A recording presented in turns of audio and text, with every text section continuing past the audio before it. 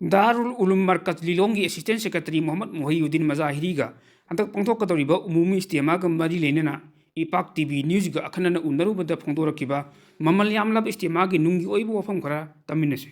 nang lagliba February ki tang kunga mari kunga manga kunga taruk ta umumi istama ama pangthokani haina Darul Ulum Horibi Markaz gi maning thangba nganglo labukta mayam sem saba hojariba si hojik lamdam asidasu leba ki rang parang chauba thado wathok kaya gi marak asida haribis tamasi pangthok nanabagi damak sem sajari honajari haribis tamasi ngasidagi abidi chahi amagi mamang haugiba 2023 gi February thada Nizamuddin Markaz dagi leblak khraba tarik tamlak khraba dugumba istama mani istama sigi pandam di aikoi mipung khuding mak drama chenba misak oiba phattaba khuding mak thadok pangamba aikoi punamak bu sembi rakliba mapu Allah mahak ke haibe inba misak ama oine na bo hotna ba aikoi khuding mak imanam sung yakin mapung phana leiriba sangsara sida unsi len magaloina na sangsara sida gi loi khraba matung amuk hanna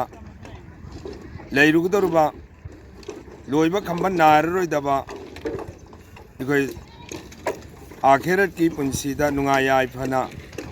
awang ba thaki jannata phanguna nabgi damak amasung sangsara sida leminariba khuding mak ase nungsi chanana aikoi phattaba thabuk khuding mak thadoknaga mapuna haibe inba misak ama oinanabagi pandamda hotnaribani hariba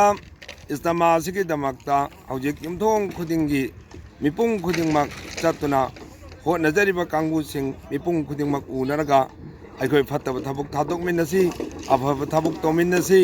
aikoi nungsi chanana hingminnanabagi damak lamdam asida tangdu leitaba adugumba yamna peace oiba santi oiba punsi marelama fangnanaba hotnaba se tangai phadaba lai haiba message asi mipung khudingmakta piri amasung haribis tamasidi harau kumai nati kapchabagi amasung mapugi thogalon mapung phana pangthoktanabagi amasung lamdam asi santi phangnanabagi tangdu leitaba punsi marelama phangnanabagi damakta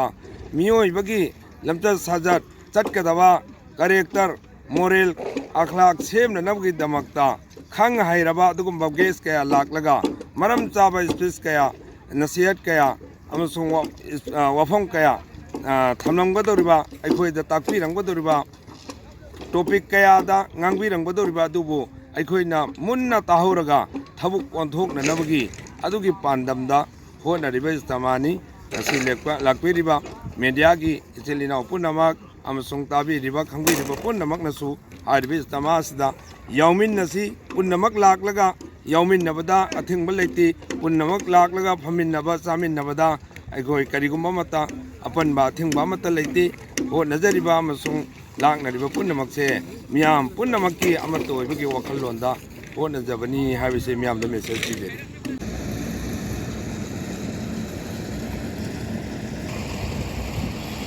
injelo seba mana istama gi ne pure mina istama da season namlo phayeba dumaba dumme ajoro ji pun ta gro maning gi ne maning om da samje maning om